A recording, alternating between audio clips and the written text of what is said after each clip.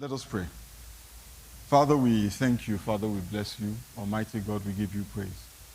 Father, we commit the service this morning into your hands. I ask, Father, that you will lead us by your Spirit and that you will teach us from your word.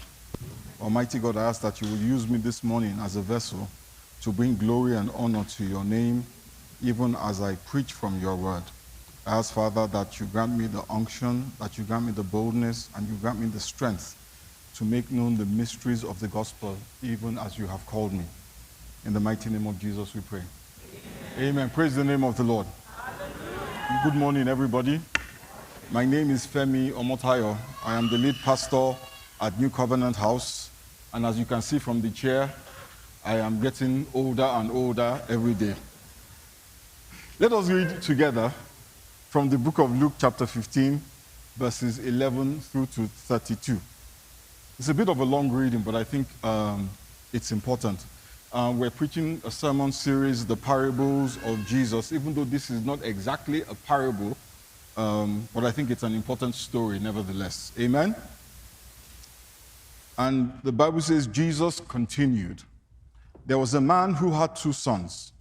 The younger one said to his father, "Give me my share of the estate." "Father, give me my share of the estate."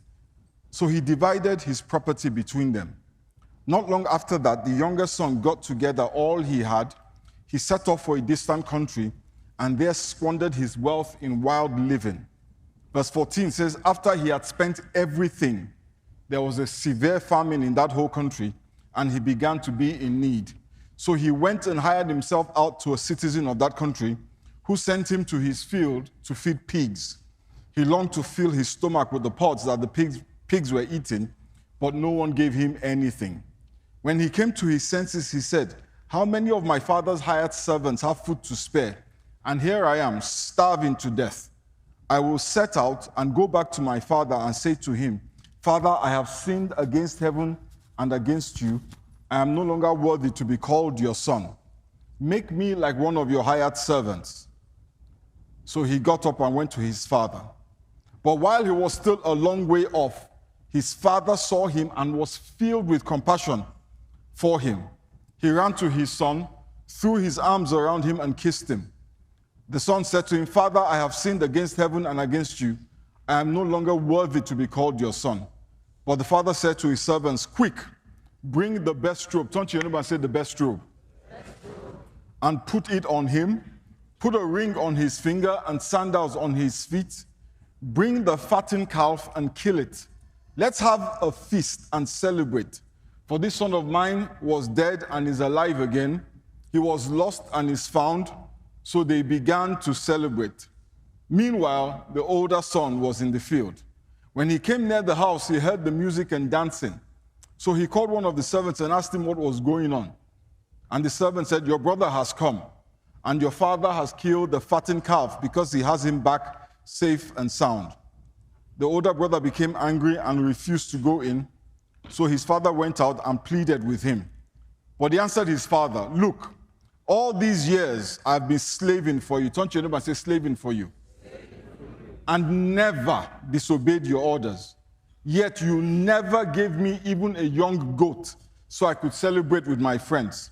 But when this son of yours, this little son of yours, who has squandered your property with prostitutes, comes home, you kill the fattened calf for him.' 'My sons,' the father said, 'you are always with me, and everything I have is yours. But we had to celebrate and be glad, because this brother of yours was dead and is alive again. He was lost and is found.'" Amen? So the Bible says that this guy woke up one day and said to his father, "Give me my share of the estate. Give me my share, of the inheritance." And the Bible says that his father gave it to him. Then the Bible says he took everything his father gave him, went to a far country and squandered it on wild living. And when all his resources were spent, suddenly there's a famine. The Bible says there was a famine in the land. This was not planned. This was not anticipated. And at this point, this boy realizes that, he needed a job. So he got a job working for a farmer And the first project assigned to him was to go and feed the pigs. The Bible tells us that things got so bad for him that the food meant for the pigs became so attractive to him, but no one gave him anything. And eventually, out of frustration and desperation with his situation, he goes back home. He thought to himself, if he went back to his father and begged for forgiveness, perhaps his father would take him back and allow him to serve as one of the servants. So he went back home, and the Bible tells us that when his father saw him from afar, don't you ever say from afar? He rushed over to him and welcomed him with open arms. First of all, for the man to have seen him from afar, he must have been looking out for him. Amen? And I think he was looking out for him because he expected that the foolish boy would return. Yeah? He knew his son. He knew how much money he had been given, and I'm sure he knew that the boy would blow it quickly. That's the thing about fathers. They know their sons very well. And so what did he do? He was waiting for the boy. And when the boy finally returned, he didn't give him an attitude. Clearly, this is not a Nigerian father. Didn't give him an attitude. He didn't berate him for having squandered all his money. He didn't give him a lecture. He didn't take him to the pastor for them to pray for him. He didn't call the whole village, have a meeting and discuss his profligacy. He rolled out literally the red carpet for this boy. He rolled out the red carpet for a boy who took half of his wealth and squandered it on wild living, riotous living. The elder brother said on prostitutes and jollof. But you know what? Talking about the elder brother, I like us to look at him a little bit this morning. In Luke chapter 15, verse 29, look at what he said. He says, "Look, all these years I have been slaving for you and never disobeyed your orders. Yet you never gave me even a young goat so I could celebrate with my friends." That sounds like a bitter person. He's angry. And this is why he was angry. He believed that the way to get something from his father was to slave away and be obedient. He had a transactional relationship with his father. He expected that if he put in the work, he would get the blessing. He wasn't working because he loved his father. He was working because he wanted to get something. He wasn't obeying because he really cared about pleasing his father. He was doing it for what he was going to get from the father. And many of us don't realize that this is the approach we take to our relationship with God. We focus on our obedience and our service. But God, the Bible says, he sees the thoughts and the intents of our hearts. Why are you serving? Why are you obeying?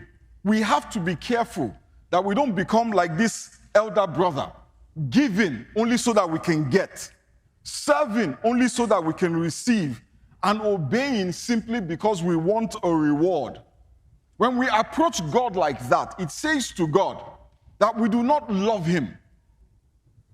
We're not operating in the kind of relationship that God desires of us. It is an approach that is not based on love, and it does not show God any kind of love. It is an approach that is based on the presumption, and it is presumption, that God has a need, that if I obey him, I will fulfill that need, I will meet that need, and then he will reward me. We have this thing in our head that if we worship God, he will bless us because God needs our worship. Listen, God is complete without your worship. Your worship does not add an iota to who he is. Our worship does not validate him. Amen? Now, if everybody here got up and said, "Pastor Femi, you are the greatest. Pastor Femi, you are fantastic," I will feel validated. I'll be like, they've noticed how hard I have been working. Finally, they recognize all my efforts. Finally, they see me as a pastor, as a man of God. But God does not need anything from us. He may want it does not mean that he needs it. To need something implies that you are incomplete. You are unable to function. You are unable to stand by yourself. He is God all by himself. Turn to your neighbor and say, he needs nothing from you. So it is not like you can do a deal with God. Okay, since you need some praise, here is some praise. I need a car. Give me a car. You know what? You're desperate for somebody to usher. Here is some ushering. Give me a husband.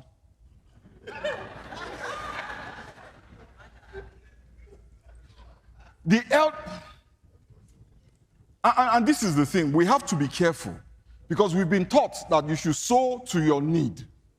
If you need something from God, sow a seed. Listen, be very careful. God is not interested in your seed if your seed is not surrounded by your love. The Bible says it is not the gift that sanctifies the altar sanctifies the gift. That means that the basis of what you are doing is what matters to God, not just what you are doing. Remember, the Bible says if you give your whole body to be burned, not just your finger, you give your whole body to be burned. I don't know if you understand what that means. It means that if you set your body on fire for a religious purpose, but you do not have love, it profits you nothing. If you sell all that you have and give it to who? To the poor, not to your homies, to the poor. Can you imagine that it is possible? Chris, can you imagine that it is possible to sell everything you have, give it to the poor, and your heart is as hard as stone? Do you know the way you know? The first question they ask you is that, is this a 501c3 or a 501c5? Because you see, a 501c3, I can claim it on my tax deductions. So people do give out stuff because it is profitable to them. They pay less taxes the more they give. They don't care about you. But as long as there's a profit to it. So don't be deceived and think God only sees your actions. He sees your heart, and your heart qualifies your actions. Amen? You see, the elder brother's approach, very problematic. Two reasons. Number one, when you see other people who you think are less deserving getting what you want, the pain in your heart. Hey! And I hear this a lot. Pastor, why was I a good girl? What was the point? High school, I didn't talk to any guys. I didn't kiss anybody. College, I didn't do anything. But look at that girl. 7 abortions. Now she's doing bridal entrance. Meanwhile, I am here. Lord, you know how I fasted and prayed. 40 days, 5 times. No food, no juice, just water. And look at that idiot. Doesn't come to church. Does not tithe. In fact, the other day I saw him with a bottle of whiskey in his back pocket. Now he's gotten a job and they are paying him 7 figures. There's a bitterness that comes when we deal with God transactionally. The idea that his father would bless this boy who has been sleeping with prostitutes, it was very difficult for him to bear. He was miserable because someone else was getting blessed. Listen, if you ever feel something choking you in your heart, something pricking you in your heart, because someone else has a blessing that you want, just go and just start calling yourself elder brother. Just say, look, I'm an elder brother. Ask your neighbor, are you an elder brother?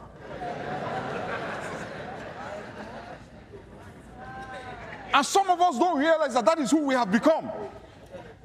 And then we try to hide it with this judgmentalism. Look, let me tell you something. It is the devil that blessed him. He can't be my God. It can't be my God. My God would never condone such. They there.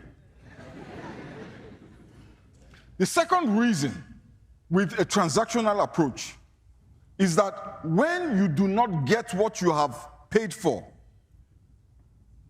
you can become bitter and resentful. Think about that. Have you ever ordered something and they didn't deliver? Man.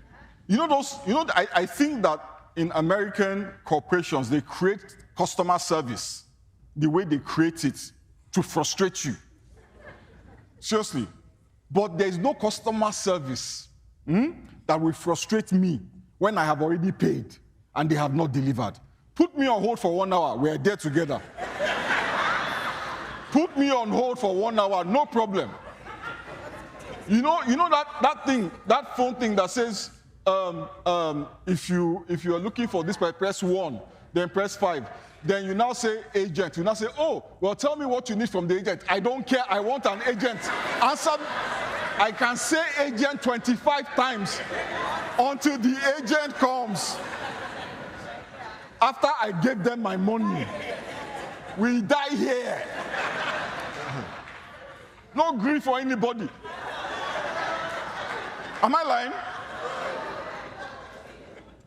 But if somehow they find a way not to give you that thing that you paid for, the pain. Particularly if you can't do anything about it. The pain. It's almost like somebody put a dagger in your heart and made an X with the dagger. It's extremely painful. Now, imagine if it is God that you are bitter at. And what are you going to do? It's God. You see, if I disappoint you, if I, a man, disappoint you, you find a way to get satisfaction, right? You can sue me, you can report me, you can do 100 different things to make sure that you get some satisfaction. You can even hire assassins to kill me. Don't try to.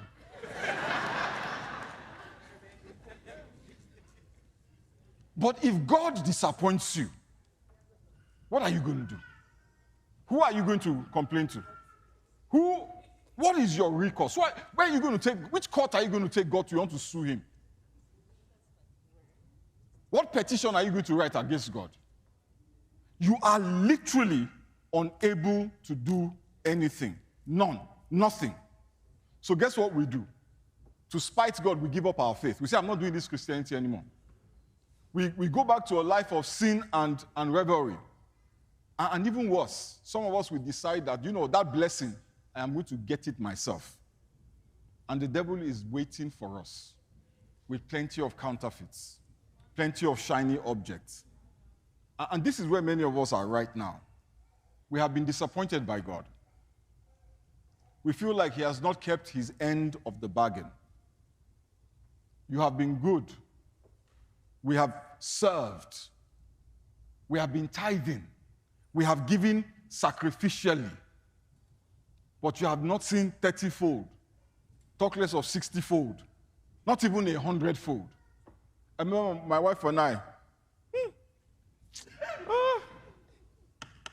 we went to our CCG convention in 2002 or 3, maybe 4, one of those years. I think it was in Dallas. I have some painful memories of Dallas.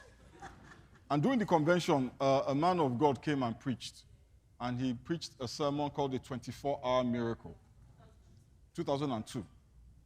24-hour miracle. And he gave testimonies of how somebody gave, and in 24 hours, the person's life turned around.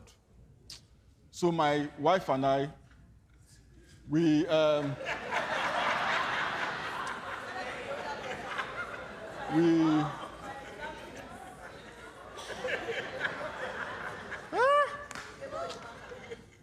everything we had,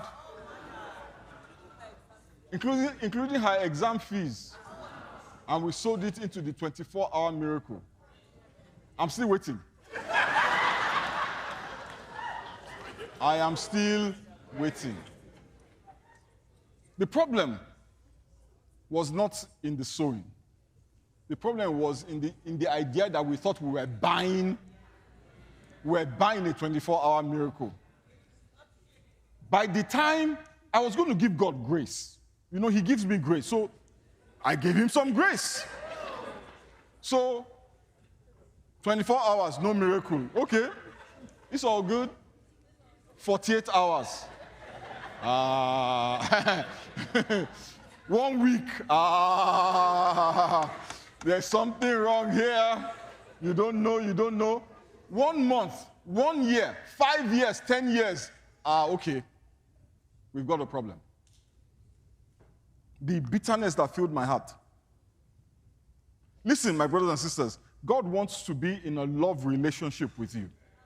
He's not interested in a business relationship. Jesus did not die to close a deal. Amen? He died to open a door into a relationship with God. He's not looking for business partners. He's looking for sons. So if you're looking for a business partner, you're wasting your time. If you're looking at God, He's looking for sons.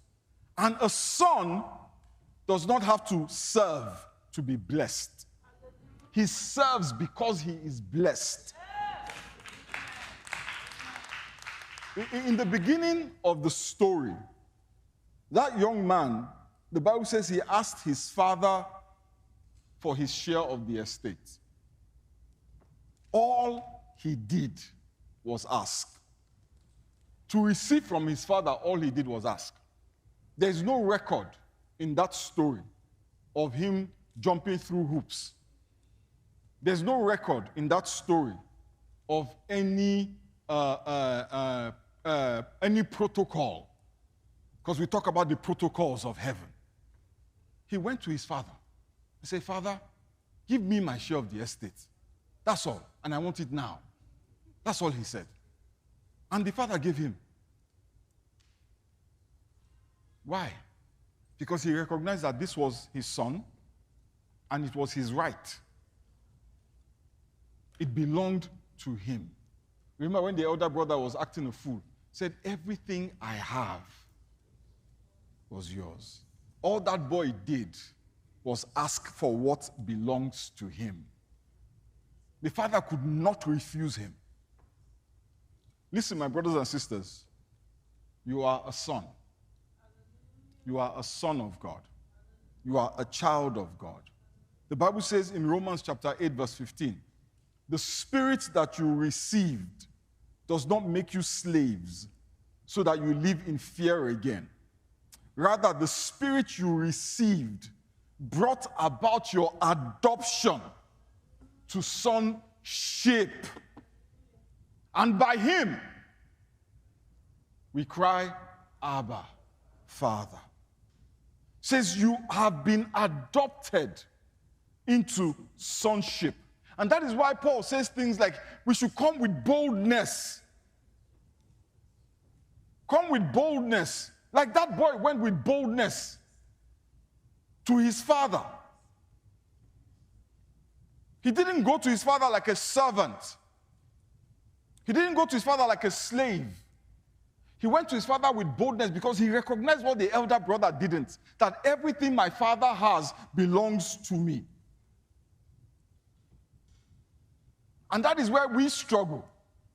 We want to beg our father for what is already ours. And the very act of begging says to him, you don't really believe that it is yours. There is nowhere in the Bible where God says, beg me to give you what is already yours. It says, ask, and it shall be given to you, you shall receive. There is a faith that comes from knowing your position, knowing your relationship, knowing your status with God. And it is that faith that God responds to. Every time we come to God without faith, without confidence, he's like, go back and figure out who you are. And when you figure it out, come. The children of Israel were on the cusp of entering the promised land. They had been through so much with God. They were on the cusp. They were right at the edge of it. And Moses sent spies out to go and spy out the land. God is very interesting. The spies came back and they gave the reports they gave. Did that report take God by surprise? It didn't take God by surprise. He knew, because he was the one that told Moses to send out the spies. The Bible says that from the minute they left Egypt, those guys had been displaying a heart of unbelief. So there was a constant testing. And that word testing is not an exam. It is God trying to show them the state of their hearts so that they could deal with it.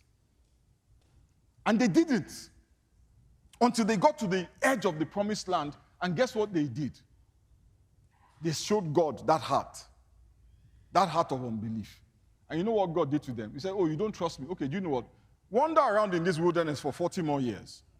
And do you know what happened in those 40 years? Unbelief died. Everybody who said, I don't believe that God can do it. Everybody who said, those giants, they are more than us, they died. And many of us are wandering around. God is waiting for our unbelief to die. He's going to kill it. Because the land where you are going, yes, it's a land flowing with milk and honey. Yeah, it's a beautiful land. But there are giants there. And you have to trust him to defeat the giants. Some of us, we don't understand. Listen, marriage is a beautiful thing, but there are giants there. It is flowing with milk and honey. Oh, but there are giants there. We'll talk a little bit about the giants on Friday. Now, I'm not saying this to discourage you, but I'm saying you need to sort your faith out. You need to deal with some of the things that you are thinking. And you know, these days we talk about these things like it's cute. You know, oh, me, I don't believe me. Oh. Man, no, man, I believe firmly in. Let me tell you something. It says, without faith, you cannot please God. You know what the father said when this boy came back? Again, this is not my father now. He's 80. Maybe he might behave like this, like the father of that boy, of the prodigal son. Pastor Biola, remember my father in those days? This man rolled out the red carpet. My father, red carpet, he will beat you with the carpet. Literally, he will take the carpet and he will beat your behind. And if you think you're going to run to my mother for assistance, my mother would take the carpet for you and beat you some more. But look at what this father did. He said to his servants, quick, bring the best robe.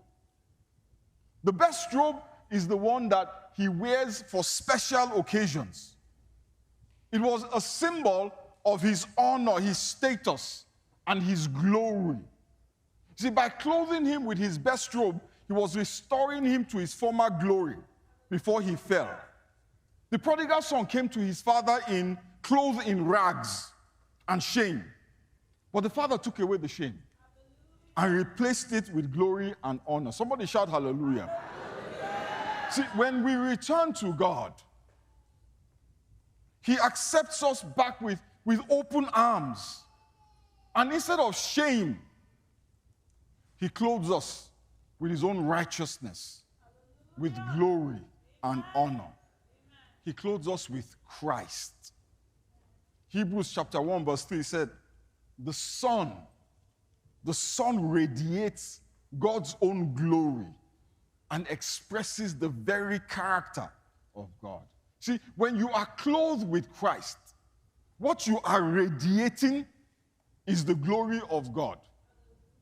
And even more importantly, the very character of God.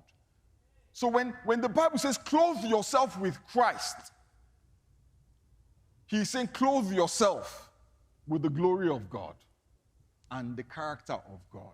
So in the same way that a father looks at a son and sees himself in the son, God looks at you and sees himself on you. So that when you ask him, he can't refuse you, because what he is looking at is his own character, his own glory. The signet ring, the ring that the father asked them to put on his finger, was a signet ring. And in those days, people of status, people of affluence and wealth, they didn't write signatures the way we write signatures. The mark of their signet ring was their signature. It was a symbol of their authority and their position. Amen? So when he asked them to put a ring on his finger, the ring was a representation of his authority, of the Father's authority. And when we are in Christ, the Bible says that Jesus Christ said, all authority has been given to him. In heaven and on earth, it was given to Christ. And when Christ was living, what did he do? He gave us all authority over all the powers of darkness.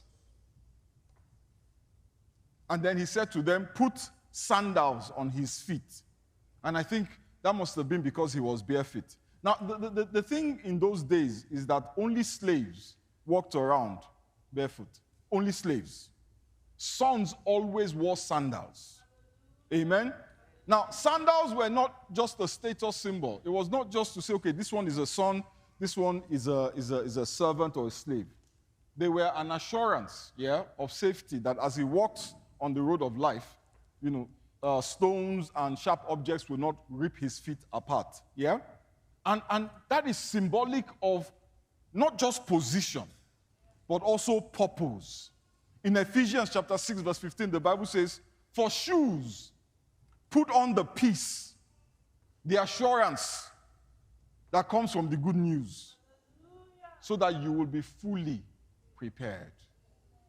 The sandals say that you are a son. The good news says you are what? You are a son. He puts the sandals of peace on our feet, so that we can have peace. Peace in our relationship with him. Peace as we walk the road of life. But also so that we can find purpose in the preaching of the gospel. If you are not preaching the gospel or facilitating the preaching of the gospel, are you even a son? Are you even a son, or are you a servant? If you are not about your father's business and you do only the barest minimum that you are told to do, if you do not take the father's business as your responsibility, are you a son or a hired servant? That's a question that only you can answer. In Jesus, there are no conditions to the blessings of God. There are no conditions, listen, to your healing. There are no conditions to your deliverance. In Christ, there are no conditions to your breakthrough. All you have to do is ask. And don't say, PF said. Because PF is not, it's not based on what PF said. It is based on what God himself said. Luke chapter 11 from verses 9 to 10. So I say to you, ask, and it will be given to you. Seek, and you will find. Knock, and the door will be opened to you. For everyone who asks, receives. The one who seeks, finds. And to the one who knocks, the door will be opened. Listen to me, my brothers and sisters. Every problem we have in this world is the consequence of sin. Every sickness, every disease, every ailment, every demonic oppression, every demonic obstacle, every demonic addiction is the consequence of sin. But the Bible tells us in Isaiah 53 verse 5 that God himself paid the price for all our sins. But he was pierced for our transgressions. He was crushed for our iniquities. The punishment that brought us peace was on him, and by his stripes we are healed. Why did he go through that? Why was he pierced? Why was he crushed? Why did they put stripes on him? They could have just killed him. Why was it important that he go through those things? I'll tell you why. Proverbs chapter 30, verse 20 says, blows and wounds scrub away evil, and beatings, they purge the inmost being. So what God was doing as they were piercing him and flogging him, it was deliberate. It wasn't just, oh, let's be more brutal, let's cause him more pain. No. The price was being paid to the cent. They were wounding him to purge away, to scrub away all the evil that we do. They were beating him to purge our inmost being. Psalm 89, verses 31 to 32 says, if they break my statutes and do not keep my commandments, hear this, then I will punish their transgressions with the rod, and their iniquity with what? With stripes.